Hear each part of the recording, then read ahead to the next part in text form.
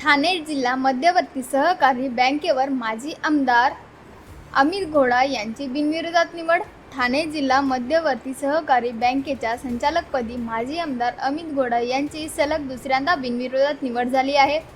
डहाणू विभागातील प्राथमिक कृषी पाठपुरवठा व विविध कार्यकारी सेवा सहकारी संस्था मतदारसंघातून त्यांनी नामनिर्देश अर्ज दाखल केला होता. या मतदारसंघातून अन्य कोणत्याही उमेदवाराने अर्ज दाखल न केल्यामुळे त्यांची बिनविरोधात निवड झाली आहे.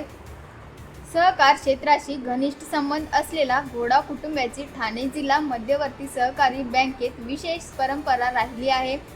दिवंगत आमदार कृष्णा अर्जुन घोडा यांनी बँकेच्या अध्यक्षपदाची धुरा सांभाळत सहकार क्षेत्रात महत्त्वपूर्ण योगदान दिले होते. त्यांच्या पावलावर पाऊल ठेवत माजी आमदार अमित घोडा यांनीही सहकार क्षेत्रात आपला ठसा उमटवला असून आता ते सलग दुसऱ्यांदा बँकेचे संचालकपदी बिनविरोधात निवडून आले आहेत. विशेष म्हणजे अमित घोडा यांनी आपल्या कारकिर्दीची सुरुवात ठाणे जिल्हा मध्यवर्ती सहकारी बँकेत कारकून म्हणून केली होती.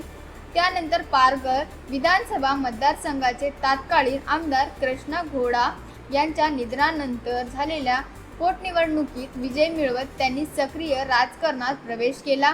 राजकीय आणि सहकारी क्षेत्रातील त्यांच्या कार्याची दखल घेत मतदारसंघातील संस्थांनी त्यांच्यावर पुन्हा विश्वास व्यक्त केला आहे.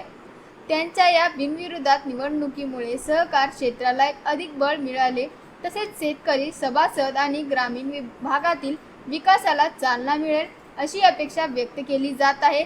डहाणू व पालघर तालुक्यातील नागरिक सहकारी संस्था पदाधिकारी आणि कार्यकर्त्यांनी अमित यांचे अभिनंदन करून पुढील वाटचालीस शुभेच्छा दिल्या.